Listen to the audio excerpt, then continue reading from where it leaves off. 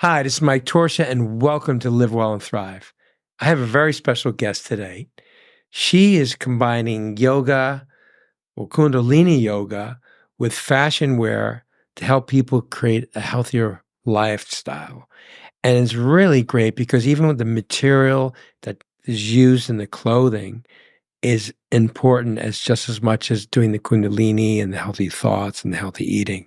I'd like to welcome Venus Adams. Thank you for coming on the show. Thank you for having me.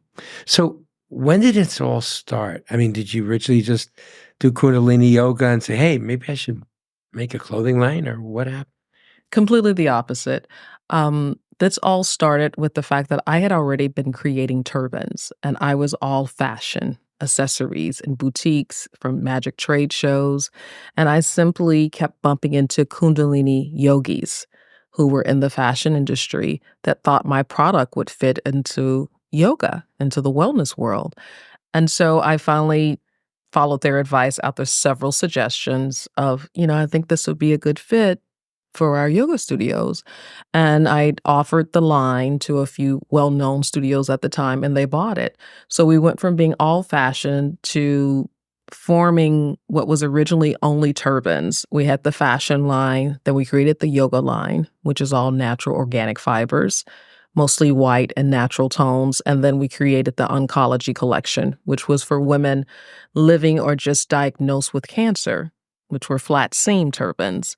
And then I was introduced to yoga from my customers, where I would go to the studios and they would need turbans or they would need clothing once I started making clothes. And they're like, can you just drop it off? We'll be there. And I'm in town, or people were visiting from out of the country that were my customers. And I would always meet them at the studio. And so they just would invite me to class. It's how I got started. So I went to Bring a Friend Friday at the then Golden Bridge in Hollywood. And I started class from there. And then I ended up being a regular practitioner at Rama in Venice Beach with Guru Jagat. And from there, I launched vegetable dyed activewear out of a need for better yoga pants at the time. Because my yoga pants weren't staying up on me. I didn't like the waistlines of the yoga pants. So I made yoga pants. And then my niche became ivory and white yoga pants. That was a need for the community to have white pants. Your outfit is so beautiful. Oh. And I can tell it's so soft. Oh, yes, terry cotton. So one of the things that we started using throughout the entire loungewear collection was organic cottons. And then we went into terry cotton and we reverse it in the loungewear dress. So the natural fiber breathes. So that's one of the things that you get into in teaching and practicing yoga and meditation is the comfortability in your practice, and the effects it has on your skin and on your overall health is very important. So we source, and everything is made here in downtown Los Angeles. So most of the fabrics are sourced here, but they're not always from here. So we want to do natural fibers all the time. It breathes. I like only specializing in machine washables, because who wants to take yoga wear and lounge wear to the dry cleaners? No, it's simple. You want to be able to wash You keep it simple. and not load it up with chemicals anyway. It's not loaded with chemicals. It's soft. It's easy. It dries well. It's light. And basically, the point is to make it feel almost like you're wearing your pajamas or your nightgown all the time. I'm on the same page as you, because when I was 8 years old, I worked with my grandmother in her dress factory. And it was like a summer job. In town, you start young. So when I was down there working with my grandmother, I remember I would see her touching the material when they would decide which material they'd be using. And I said, Grandma, why did you pick that one? She goes, Miguel, feel this. Okay, and feel this other. Which one do you like? I go, well, that one feels really good. Exactly. If it feels good with your fingers, imagine what it's like when a woman puts it on. Yes. How it feels is more important than how it looks. Yes, and how the person feels inside of it. So that's called the hand of the fabric, right? Yeah, so I was picking, because you look so comfortable, and it's like clothing that you can go shopping with, you can go play a sport, you can go out for coffee with your friend. Exactly. That kind of universal. I like that you're getting all of this without me explaining it. Well, I learned from my grandmother, Italian grandmother. They train you. I mean, she trained me how to cook. She trained me how to, pick material. So, and when you're a kid, Italians think it's like that's basic training is life. You got to prepare them for life. Yes, absolutely. So I pick up on clothing. Like for instance, today, I was looking to buy new slacks and shirt. First thing I did was feel the material. Mm-hmm. And then, of course, the girl was saying, well, we have this. I go, I just want to feel the material first. Then I'll pick out what style I want. And then I asked, well, what materials? And she would tell me what it was. And I go, okay, great. I only want to see slacks and shirts, this type of material. Yes, and, absolutely. But of course, she brought something else. I think you should try it. And I go, no, because I can imagine what that's on. I want, this is so soft, this shirt. It's going on your body temple. This is your temple. Yeah, because right? When you're out and you feel good in your clothes, mm-hmm. You feel empowered. Oh, absolutely. But if you gained weight, feel uncomfortable, it's a little too snug, mm-hmm. the jeans are kind of scratchy, they're not that soft, right. They don't have the lycra blend in there. You're like, you just can't wait to go home and get your clothes off. Exactly. Right? So I understand that mindset, how essential the clothing is mm-hmm. for your wellness program. Because you have to feel like you're in your, like you said, pajamas, especially when you're Kundalini Yoga or any yoga. Well, and keep it simple. It's easy. It flows. And it is important, but it's not the focus at the time, but it's functional. So I think when I came up with the Luxe Lounge collection, it was inspired from me rushing from yoga class into business meetings. I wanted something, I created items that go on top of your yoga clothes. So it was like from the mat into the world. That's the way I looked at it, right? So there were things that you can slide on top. You can slide the dress, the meditation wrap. This jumpsuit can go on top of your yoga wear. Or you could wear it individually.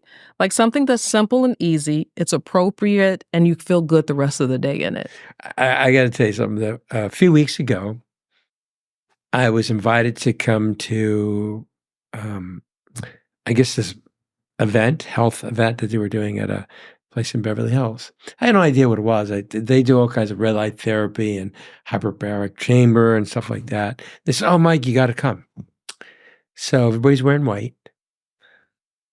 I was the only one not wearing white. But they closed the door, and then they're sitting there, her and her husband were sitting there, and legs crossed and everything. And they start chanting. It was Kundalini. Oh. I didn't know what they were doing. I didn't even know what it was. I never even took a yoga before. Mm-hmm. And it was, I could see the energy, and everybody was connecting.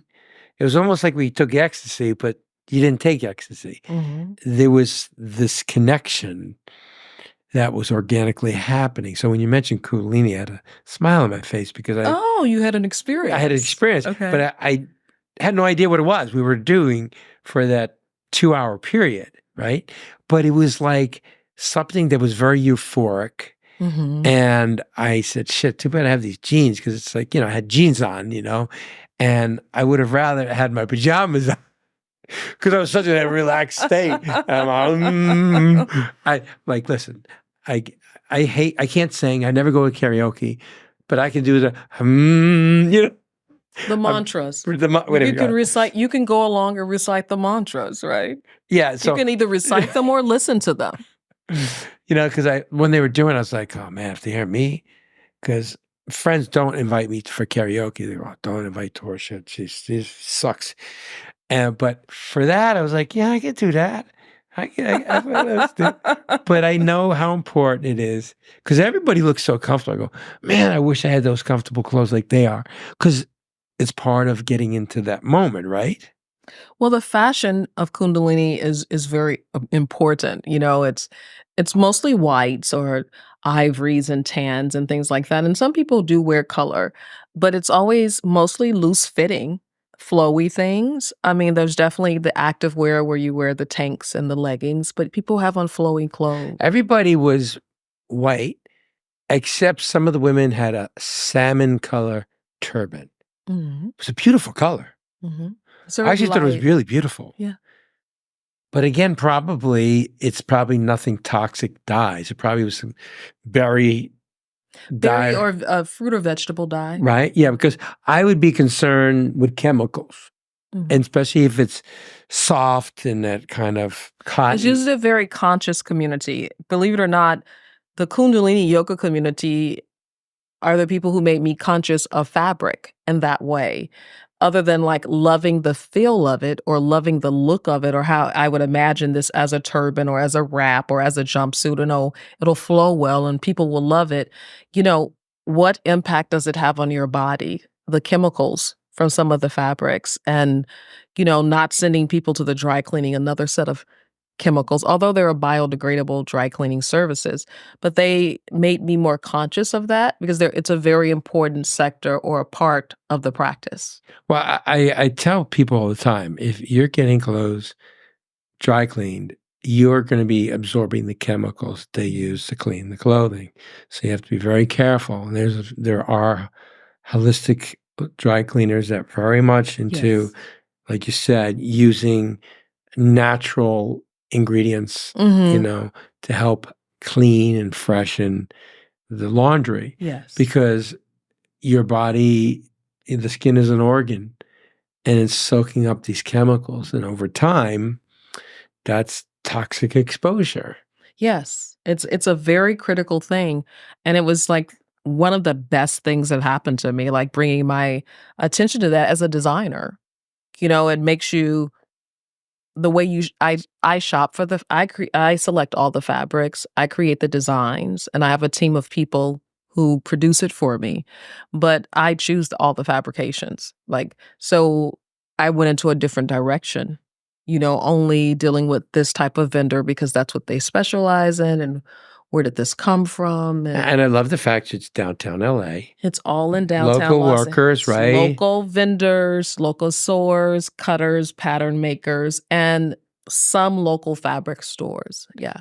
So where can people buy your line? Venus.net. And that's VENIUS.net. Okay. Mhm. Is it in any yoga studios currently? We are currently not in studios at the moment, which that drastically changed during COVID. Believe it or not, we were in probably about 50 to 100 studios before COVID. But since the shift, as we say, Yeah. and we always call it we're pivoting. That's the new word. Into a new sector. We will be in more stores very soon, though, with the new launch because we're relaunching the Luxe Lounge collection because it was created right before COVID. So I introduced the pieces, but we never properly launched it. So that's what we're doing now. So what advice would you give someone if they wanted to shop for clothing that they could exercise with or meditate or do yoga? What would be some of the pointers you can suggest to people if they don't have access to, say, particularly your line? What would be some of the suggestions you can make to someone? There's so many more conscious brands than there've ever been in each sector of the business. I would say I would start by Googling a conscious brand in the sector you want. Whether you're looking for a swimsuit, a tank top, or some yoga apparel or lounge apparel, I would Google it first. What would you put in that Google search? I would put in organic fiber, Got natural it. fiber apparel, or swimwear, or undergarments, whichever you're looking for Natural, first. organic fiber. Great. Mhm. Now, also, what would be some of the things that they should look out for on a label? Are there any kind of chemicals or So the label is very important, and we are required to state, what is put into this fabrication, right? So when you look at the labels, you're looking at natural fiber or 100% organic, and there's also the new recycled items. So that's really important if you have sensitive skin because sometimes the recycled items may be partially synthetic, right? So that's a key word, recycled. Recycled fabrics. Okay. Yeah. That's like the proprietary blend, like Mhm. in dog food, right? Yes, Because you don't because know what it is. It could be rendered. Like, you Yeah. wanna pay close attention. They do tell you, maybe just in smaller print, especially the larger companies that now have an organic fiber sector, right? You just wanna read the fine print, especially if your skin is hypersensitive to those type of matters. You wanna just read the fine print. Yeah, it's just like in my business when we read labels on ingredients for food. One of the things you should stay away from is ones that say natural flavoring, Mhm. okay? Because they bundle that in with chemicals that is not very healthy for the body. So as soon as I see anything like natural flavoring, well, they're hiding something. They've Mhm. kind of thrown it into that box. So just like with your labels, I'm glad that you're making our viewers aware of it because they may not know. No, because some fabrics is repurposed. Like, I don't really like tossing fabric trimmings, so we use the trimmings as accents on the clothing. Like, we put it that's another way of repurposing fabric. When we have the closeout, fabric stores, a lot of times it's called dead stock, which the larger companies bought. They had it left over. They sold it to the local fabric stores. So we have organic dead stock. It's just that there won't be any more of it. So that's another way of repurposing and still using up the fabrics that are natural, right? And where does it come from? That's the other thing. Like, where is this sourced from? It's kind of like your food.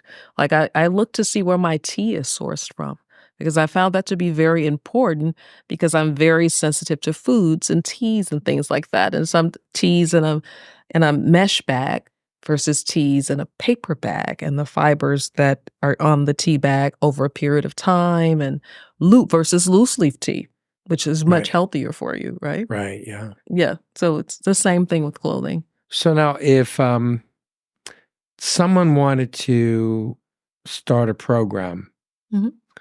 sort of like the program you have, do you have like these seminars? Do you have classes that you offer people? Oh, I'm glad you asked that because we have some in the works. It's like it's something that I've only taught privately before that we are planning a launch pad to teach people like how do you start a clothing line, right?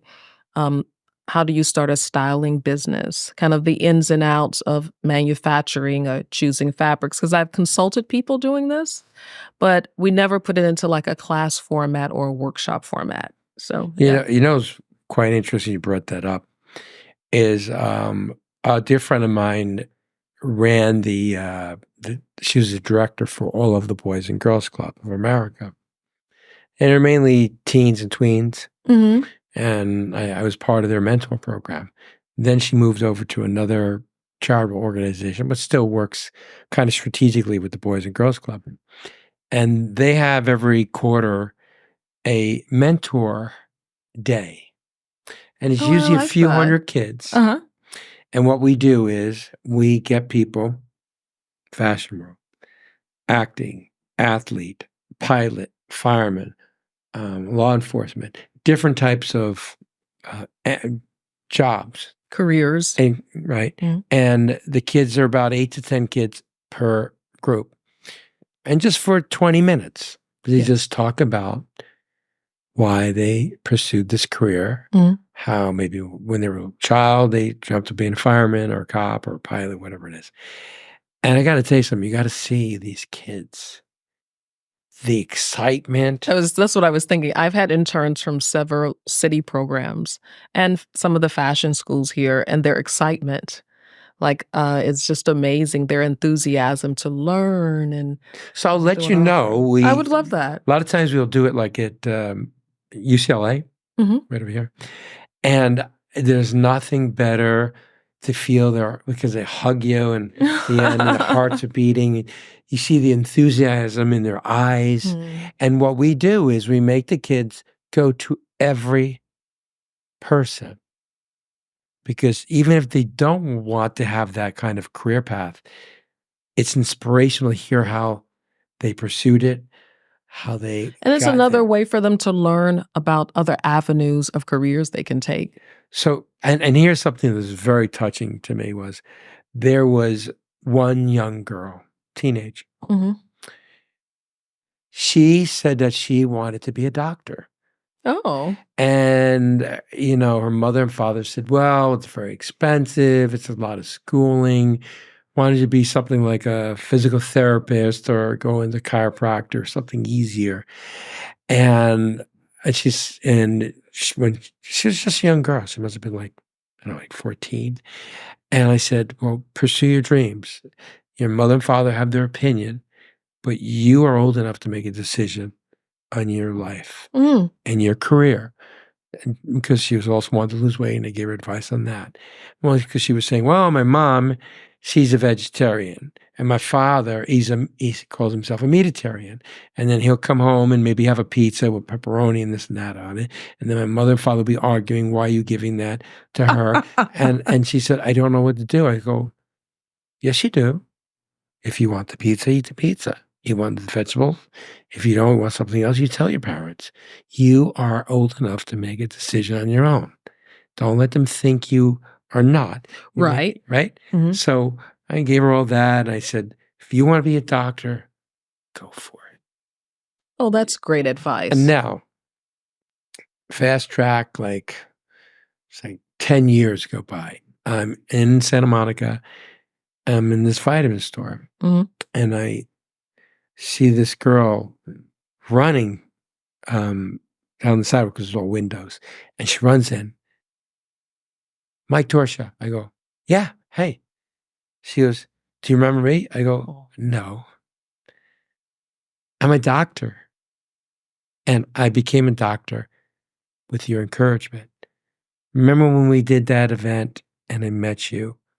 I was 14 years old. Oh my God, that is The so 14-year-old amazing. girl, I got choked up, was hugging me and saying, and my mother and father are so proud of me today. Oh my God. She became a doctor and she says, thank you for inspiring me.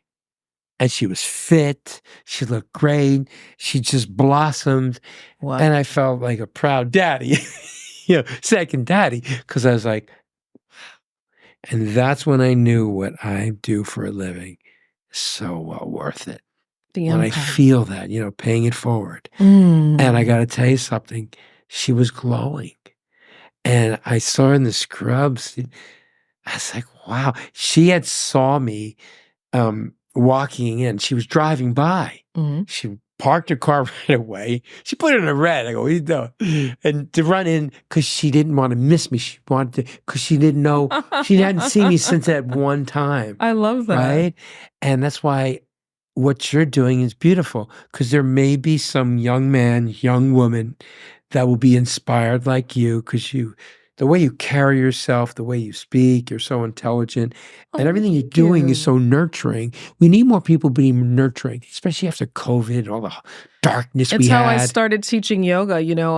Before I was selling to the Kundalini community and practicing.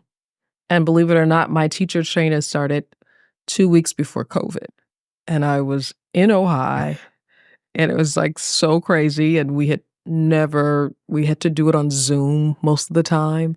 And half of the people didn't have that much experience. So our training was on Zoom, like on the weekends, the 4 to 5 hour days, And we're like, oh my God, I chose Ohio because it was like it's one of my favorite places. I had been living in Ohio recently. And I thought, oh, I'll take the teacher training somewhere that not many people know me, so it won't feel like work. Like I won't be like, oh, I have the turbans or I have the clothes. I'll just like be quiet and be a student.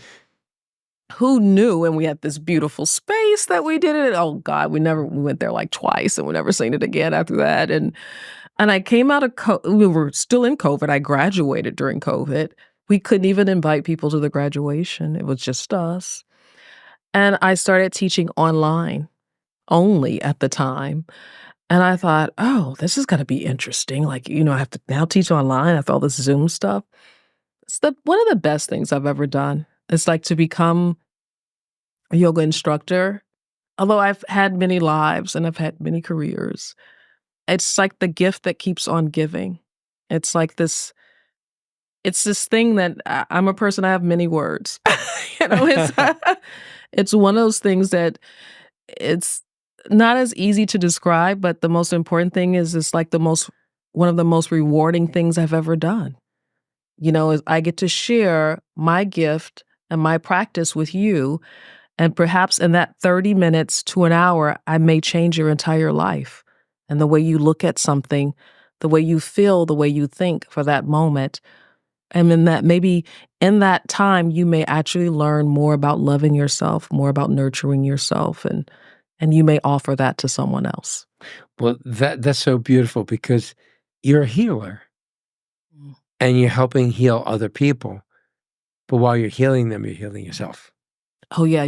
Right? Oh, my God. The way you feel, I was teaching last week. I teach at a few hotels and meta spas. And so I made it my business to become more active in the last year and a half teaching at facilities where people can come and, experience the group classes different from privates. Because if I come and teach you a private, I'm tuning into you only and focused on you, which is beautiful as well. But group energy is completely different. Yeah. And the feedback that you get, because everyone has a different experience, And I had this one student and she was like, what was I learning? What did you teach me? So I explained it to her. And then I got my little, I call it my little lady glasses. I got my little reading glasses out. She's like, I saw you pulling the glasses out. I said, yeah, I'll bliss out sometimes. So as a reminder, I have on the phone so that I clearly explain to you what the mantra you were saying meant and the benefits of it. So you have something you can take with you. That's beautiful. That you can, I always say feed on for the rest of the week, something that you think about. I recall when I first started practicing yoga, I had no background in yoga. I would just go, I would just show up, and I didn't even look up the meanings of things. And I am a research person. I look up like what stuff means and how it affects you. Like the first 2 years, I did not. I just kept going because it felt good and because it was a loving community of people that were so supportive of me as being a part of the community and loving and buying my products, and my entire business was word of mouth. And I just had never experienced that in that way. And I thought, this is great. It's very different now, but I will never forget those experiences and, how many beautiful friends I've made that were originally customers, and my customer stories of people saying they saved their money because they saw my product and they wanted it so bad that when they got their money, they would make this large order and she's like, I've been saving my money to buy this. I mean, that's something, you can't buy that. Yeah. Like that intention. You remember being a kid? Did you get an allowance as a kid? And you save your money. I bought Barbie doll clothes because I started making Barbie doll clothes when I was 6. That's my first design job. I would cut off the top of the socks, and Barbie had a lifestyle, and I'd make clothes for each sector of her lifestyle. But I remember how important it was for me to save my allowance. Like that was like gold for me. I was saving my allowance. At the end of the week, I get to shop for more Barbie clothes. And after I had all of the entire Barbie collection, I made her more. So I would buy socks and I'd cut up the socks, cool. the tops of the socks. And I made back in the day, there were gauchos. Now they call them like capris or something. And I'd make tank tops. And I was like, someone would save their money up to buy something that I created. Like, how could that not touch your heart? Your whole story is so inspirational because look where you are today. You started off cutting socks up and now watching my grandmother make quilts in Mississippi. Yes, my grandmother would make, and I would not assist. And she says, one day, you're going to wish you would have sewn these items together. And I wouldn't cook. And I cook everything now. And I make clothes now, so hey, there you go. It's you evolved. You evolved. I was a stubborn little girl. I told her I didn't want to do it. Yeah. And she just would laugh at me. And I'd be like, oh, I don't want to do that. I will not be doing that, I was similar to you, but instead of sewing, I was into mechanical things. Mm-hmm. So there's a publication called Popular Mechanics. Okay. And I was 14 years old. And in there was an article that says how to build a helicopter with a washing machine motor. Mm. I was like, aha. And all the details. So I went in the garage, I got my father's toolbox. And my mother just got a brand new Maytag washer and dryer. So I figure, you know what? She's not going to be home for a while. She's shopping. I'll just take the motor out from the washer and I'll put it on my go-kart. Okay. Mm-hmm. Okay. And then I had these old skis, whatever. So sure enough, I took the motor out and left all the parts all over the place. And I'm in the garage building my helicopter at 14. My mother starts screaming at the top of her lungs. Oh my God, what happened? Screaming. And I come running, of course. I go, Mom, what's the matter? She goes, what happened? I go, oh, I'm going to put it back. She goes, put it back? Look at the screws, parts everywhere. Why'd you take, it's a brand new washer and dryer. Your father just got it. He's going to beat the shit out of it when he gets home. I go, nah, you don't understand. I'm building a helicopter. Oh my gosh. She goes, she said, oh my God, you're building a helicopter. Let me see this helicopter. My mother goes in the garage. She sees my go-kart and she sees what I did. And she goes, what do you think's going to happen when you turn on that motor and those key things start spinning? You're going to chop your head off. I go, no. I just got to make it a little longer. She goes, Mike, stop everything you're doing. Go knock on Uncle Tony's door because he was a handyman. Tell him to come over here. So my Uncle Tony and I, it took us like 6 hours to put this damn thing back because I had the parts all over the place. Put it back inside the washing machine. But my uncle had a big smile. He says, you're destined to do great things because you have this inquiring mind. Because I like to build things. Yes, right? yes.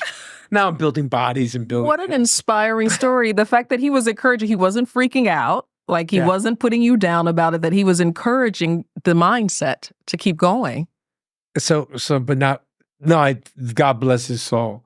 So my father was ready to give me the belt. That's what they're doing. Oh, yeah. So, but my Uncle Tony said, I'm going to be here when your father comes home.